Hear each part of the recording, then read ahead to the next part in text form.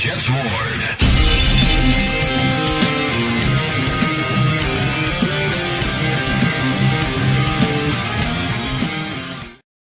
ETS Jets. What is going on, Jet fans? And welcome back to another episode of the Jets Ward. I am Ryan Ward, and I got a fun one for you guys today. But first, if you've been here before, welcome back. You know I love having you around. It is always so much fun making these videos for you, and I love that you keep coming back. And if you are new here, welcome. Whether you're a Jets fan, a fan of another team, or just a casual NFL fan, you are always welcome here in the Jets Ward. It is a safe space for you. But guys, as training camp goes on, rosters are going to have to start getting cut down.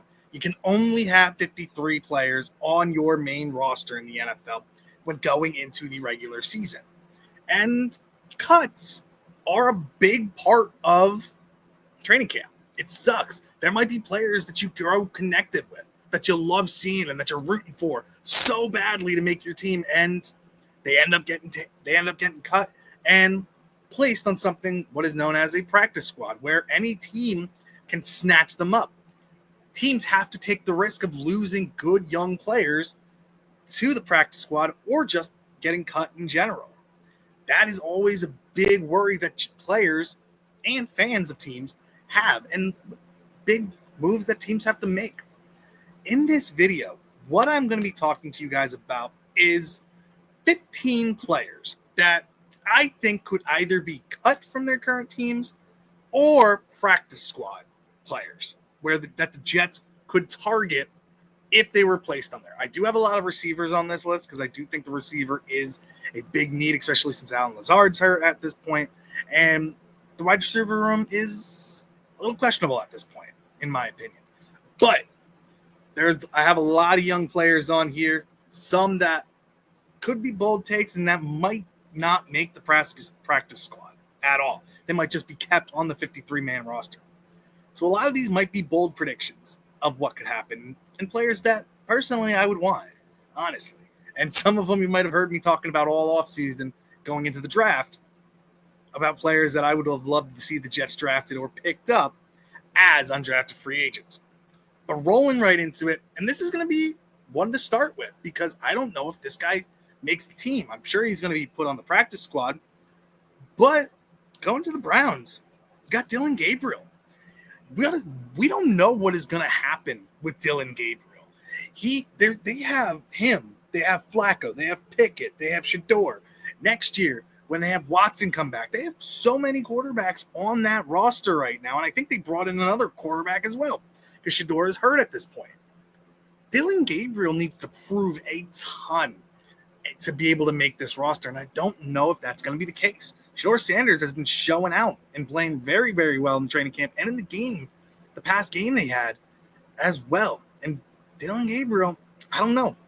I don't know if he's going to make that team.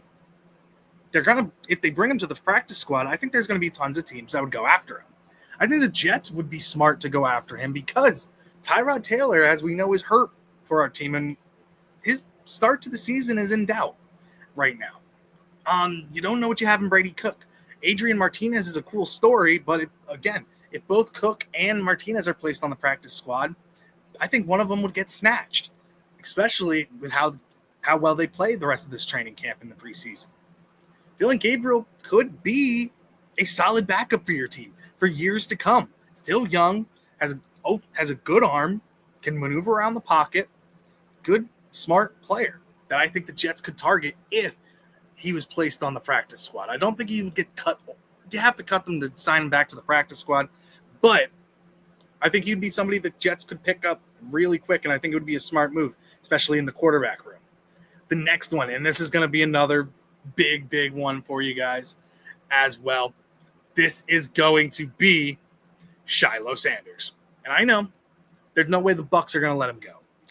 I don't know. Buccaneers fans, if you are in the chat, let me know what you guys think. Or in the comments, let me know what you guys think. But man, Shiloh Sanders has really endeared himself to the Buccaneers fan base.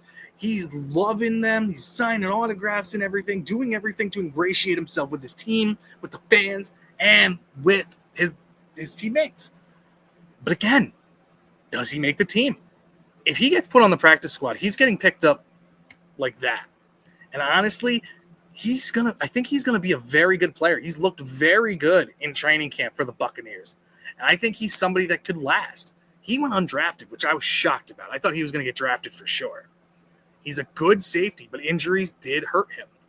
I honestly think that he could be a really good safety for the Jets. I love Malachi Moore. I love Andre Sisco, but let's say we don't re-sign Andre Sisco at the end of the year. Having Shiloh Sanders and Malachi Moore as your safety combo, I don't think that would be that bad. I believe they both play the same position. I know Shiloh Sanders is preferably a free safety. I don't know if Malachi Moore. I think he can play both. So I would be happy with those two as our combo for our corner or our safety room. I really would. So Shiloh Sanders is one to watch as well. Does he get cut? Does he get put on the practice squad? I doubt it. But just in case it does happen, I would be very interested in bringing him in to this young safety room. The next one, Jalen Polk, another player that I doubt he gets cut. I think Vrabel likes him a good amount. But if you look at that receiver room, Jalen Polk has been bumped down the depth chart a ton. They have a lot of receivers there, and I don't know what the Patriots are going to do with Polk. If they practice squad him, I think he gets picked up really right away. And I think he'd be a solid receiver for the New York Jets. I think he'd be a great compliment to Garrett Wilson and be another threat on the outside. He's got good speed. He's got great hands. Somebody who I think could be very, very good for the New York Jets if the Patriots inevitably practice squatted him. So I don't know if it happens, but that would be a very interesting pickup for the Jets if he were to be placed on the practice squad and the Jets went for it. But continuing on, number 4, I got Jared Ivey. This is one of my favorite players that was coming out of the draft. I thought he was going to get drafted for sure. He ends up going undrafted and signed by the Seattle Seahawks. And if you watch their preseason game, he was basically unblockable. The kid is so strong. He can play linebacker. He can play edge. You can bump him into defensive tackle as well. He could be that JFM type player that the Jets used to have until they traded him to the Broncos. That's somebody who they're expecting Tyler Barron to be. But it's never an issue having more depth on the edge rushers, especially with Jermaine Johnson coming back from an Achilles injury. I would love Jared Ivey. I doubt he gets put on the practice squad by the Seahawks, but man, this kid, I feel like he's such an agey guy. Tough, physical, not afraid to hit you. Oh, man, I wish the Jets got this kid. He was one of my favorite players coming out of the draft, one of my favorite edge rushers coming out. Ole Miss had so many great defensive players, and Ivey was one of them. I think he's so underrated. And if he was placed on the practice squad, I would sign him right away if I were the New York Jets to get more depth at the defensive tackle and edge rushing positions and linebacker. If he can be one of your linebackers, I would love that because I think they're playing him at linebacker right now, outside linebacker for the Seahawks. Continuing on, number 5, I got Willie Lampkin. He is a center, but he could also play guard. He plays for the Rams, and he's 3rd on their depth chart right now at center. Having good players as lineman depth is never a bad thing, especially when AVT could get hurt. You could move Tippmann over to right guard, where you would where he can play very well, but then you have Josh Myers. It wouldn't be bad to have a guard center combo like Willie Lampkin on your roster. Do they practice squad him or do they cut him? I'm not sure. I do like the player a ton. I think he's very good. I think he's a mauler, very smart player. I would be interested to see if he gets practice squatted by the Rams and who would pick him up. I would be hopeful it would be the Jets. And these are all players that I would hope for, that I would want for the Jets. I know they're not going to sign everybody. I know that. Other teams can pay more. Other teams can do other things. You got to see what's better for the player. But these are players that I would target if I was in charge of the Jets. And I know I'm not. But these are my opinions. And I'd love to hear your opinions down in the comment section as well. Let me know what you guys are thinking as well. But continuing on, Willie Lampkin, I think, would be very, very good as a center in this league in the future or a guard. And if they inevitably cut him and put him on the practice squad, if I were the Jets, I would think about picking him up. Then we got Savion Williams. Now, this is a stretch. I loved Savion Williams coming out of the draft too. He was a kick returner, punt returner, and was a very good one for TCU.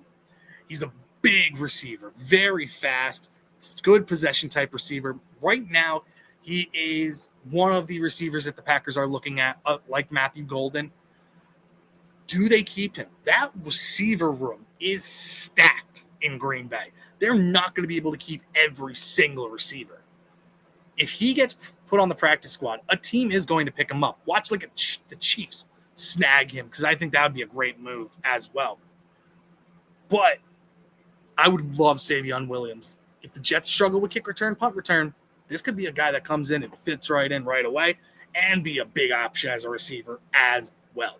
But he's one of my guys that I really, really enjoy watching as well. But continuing on, getting into number 7, Ja'Cory Brooks. This was a player the Jets brought in on an interview before when the draft was going on, before the draft, combine and everything. He's somebody who's always just scored touchdowns for Louisville. Was a big receiver, great hands, decent speed, nice, good at blocking. He got picked up by the Commanders. And I don't know if the Commanders keep him around. It really depends on what happens with Terry McLaurin. If he ends up going, then Ja'Cory Brooks is probably going to get kept. But I'm not sure. If he gets put on the practice squad or cut, I think the Jets would be very interested in bringing him in. I think he'd be very happy coming to the New York Jets as well. Going in number 8. This is a guy that I really feel for. Desmond Watson, defensive tackle from Florida. He was the largest guy coming into the draft. And he can move very good. It's just the Buccaneers aren't playing him. They want him to lose more weight. And I get it. You want him to be athletic. You want him to be able to stay on the field and everything. But you can't teach that size.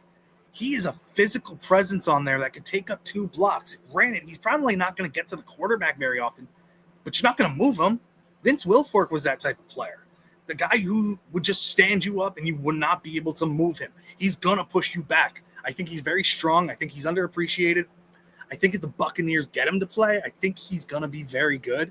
And he would be somebody I think the Buccaneers are going to end up cutting. And I would bring him in. Sign him to the practice squad for the New York Jets. That would be somebody I would bring in. I really love Desmond Watson, and I think the story is really cool with him and feel like he could be a dominant presence on the defensive line, especially on the interior. Going into number 9, I got Tej Johnson. He was picked up by the Broncos. Then apparently the Broncos let him go, and he's on the Buccaneers now. He could be a great slot receiver option for the New York Jets because we have Malachi Corley. We have Xavier Gipson, who I don't even know if will make this team. Jamal Pritchett, who's cool as a kick returner, punt returner, but I don't know as a starting receiver in the slot. Tej Johnson, I think, could be that guy. He's not the quickest guy, but he's shifty. He reminds me a lot of Jamison Crowder, who the Jets had, who I really liked watching. I think he's that type of player. The Buccaneers are in the same situation as like the Packers are, where they have a lot of receivers on that team. Does Tej Johnson end up making it? I'm not sure, but he's a high-character guy, very good player, and somebody who I really, really like and would love at the slot position for the New York Jets. And if the Buccaneers cut him, I would sign him on the practice squad to see what you got in him as well. Very physical player as well, tough to take down.